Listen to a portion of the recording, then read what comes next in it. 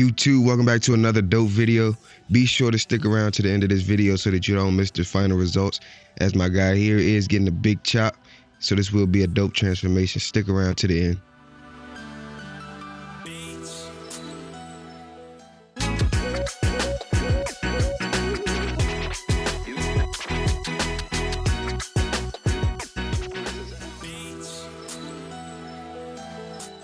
How you guys like the new intro? Let me know down in the comment section below. To kick this video off, I'm going in with my pick, just picking that hair up from the scalp, lifting it up so that it's easier to go in with the guards.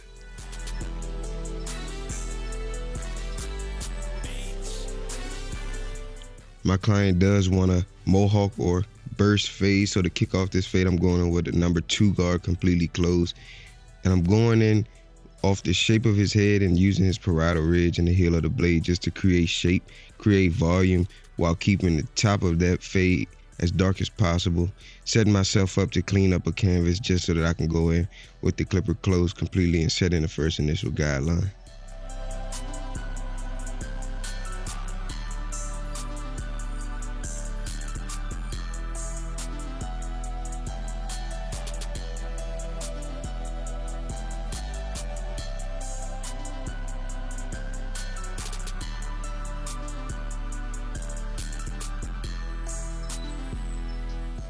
Ideally, what you want to do is whatever you do to one side, you do to the other side. And so that's exactly what I'm doing here.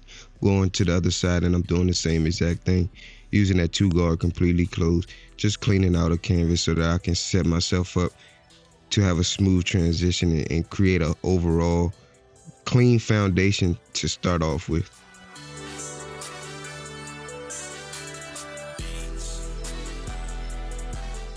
To kick this fade off, I'm going in with my lever completely closed with my Instinct X.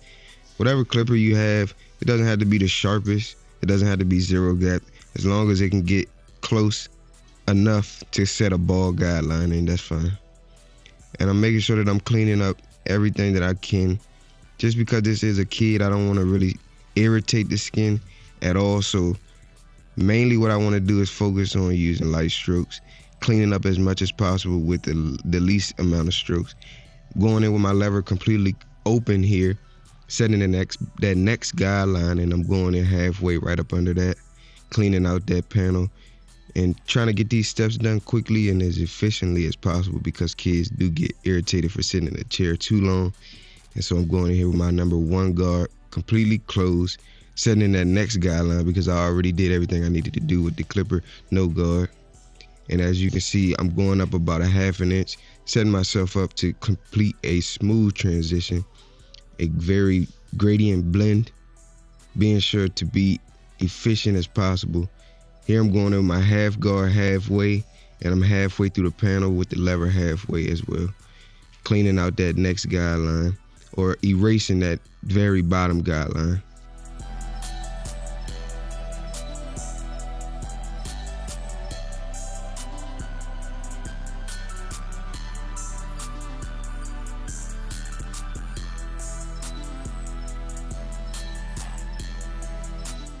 And I debulked with a number 2 completely closed, and so now I'm going in with the last step of this fade, and I'm going in with the 1.5 completely closed right up under that 2, clearing out any bulk right at the top of that fade so that I can set myself up to come right back under there with that 1 guard. As you can see, my client is a kid, and he kind of just wants to see what's going on. You got to naturally hold the head a little more firm, not aggressive, but firm, and just pay attention to where you put the clippers and the guards and whatever utensils or tools or implements you use, just so that you don't poke the client or irritate his scalp or anything to make this process as uncomfortable as possible. You want to be able to make sure that you're paying attention to your fade as well as the movement of the client. And like I said, I'm going right up under that 1.5 guard with my lever, completely halfway on the 1 guard, right in that same panel, right up under the 1.5, and I'm erasing that bottom guideline, making sure that I'm brushing the hair as I'm fading it so that I can keep a clean canvas at all times and understand where I am with my fade.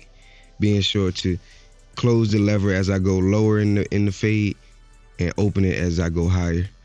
going back to that half guard, detailing any dark spots that I left that the one guard did not get, or that I want to be able to go back in with the corner of the half guard and complete a more gradient look, just detailing those dark spots.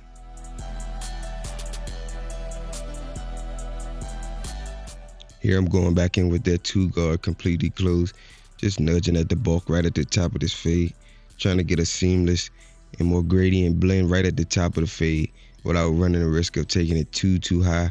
I want to just debulk as much as possible before I drop down to a lower guard. Being sure to go with my comb because I am getting into that hairstyle. And now I'm going back with the 1 guard with the lever open, just detailing dark spots right at the brim or the top of the fade where the hairstyle meets the actual fade. So where we're going from skin to darker transition, I want to be able to control this area. Here on this other side, I'm going to do the same exact steps that I did on the other side. You can follow along and try to guess what I'm going to do next. But in this game, man, you got to focus on your own techniques and your own efficiency just so that you can practice the same steps to get to the end product that you know how to do. If you are new to barbering or you haven't been cutting for a while, just focus on what it is that you're doing. You can pick up on little techniques that help, but mainly you want to focus on the same exact steps so that you can practice this system that you have on every single client. My style is different. You may have a different style, but you want to be able to keep doing it enough so that you can learn it, so that you can do it without even thinking about it. Everybody has different ways of going about doing things. I'm not saying I have the best way or my way is the only way, but here is how I do it. And if you want to try it out or give it a shot, that's up to you. But I just want to show you guys how I do it, and you can follow along and maybe pick up on some things, maybe not. The overall objective is efficiency here. You have your own style of barbering and make it personal. Get comfortable behind the chair and control the haircut as much as possible. Because one thing that I did learn, if you don't control the haircut controls you. And once you lose control of this haircut, it may turn out any kind of way. And so with that being said, just try to take action on the things that you can, and that will be your systems and your techniques creating efficiency behind the chair, setting yourself up so that you have to win. You can't fail because everything is in your corner, it's in your pocket, and you have to put up those shots. So just do what you know and stick to what you know. Don't go outside of your boundaries.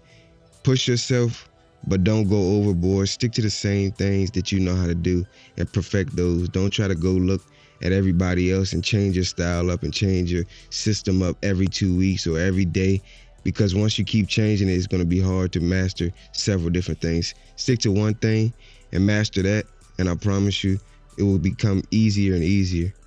This game is about longevity. It's not a race.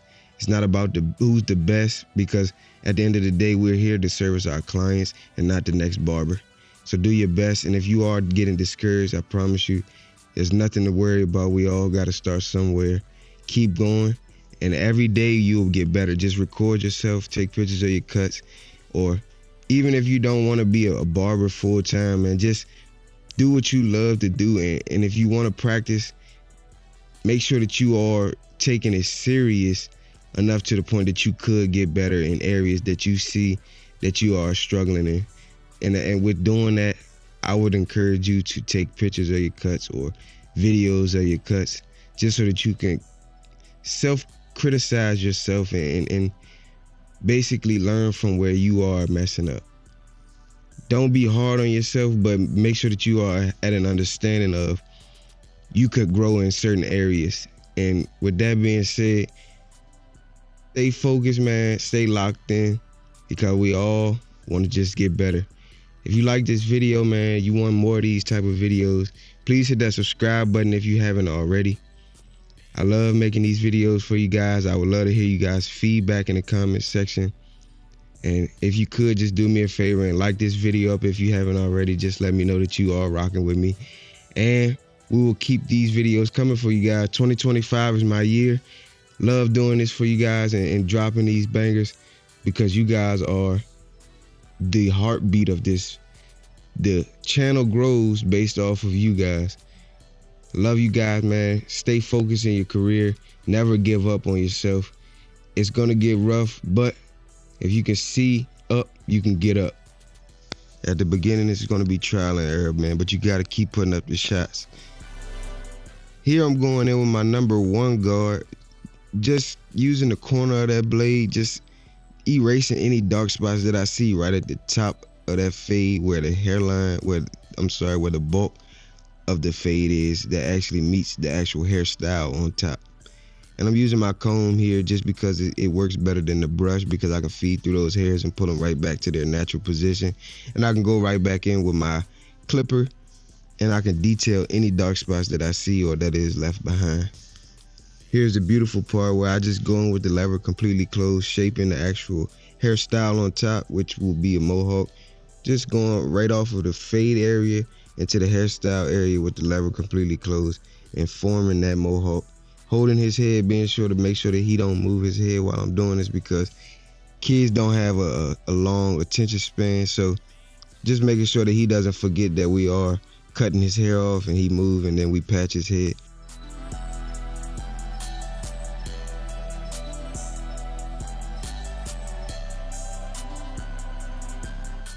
Same thing here in the front, and this is also going to prepare me to go in and hit the lineup. Make sure that this is as sharp as possible, just cleaning up any overhang.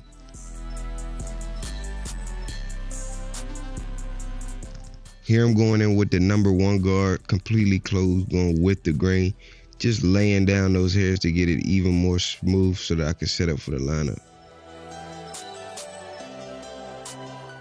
To kick off this lineup, I'm going in with my Coco trimmers, just tapping at the vertical bars at first, just setting in reference points using his eyebrow and the end of his eyelid, just so that I could set these lines in, just so that I could go in right in the middle and work my way to the outside, as you can see here. Being safe and just tapping and going, just because I know he may move, and I don't want to continually keep going at that line and then he moves and then we mess up the whole cut. So I'm being safe here. These trimmers are sharp, and I just want to make sure that I'm playing my part, going in there, tapping those lines in and getting out of there safely as possible, quick and efficient. Here I'm going in with the corner of the trimmers, being sure to be very gentle and light, as I am noticing he's moving, and I don't want to scrape, scratch, or damage any of the skin or puncture any of the skin, because kids typically have softer skin and my trimmers are sharp. Here I want to go in with my scissors and just clip any overhanging hairs, or roach legs as some would call them, just so that I can clean up this look and go in with my sponge and make these curls pop even more. This step here is important just to ensure that this overall look is clean and neat as possible.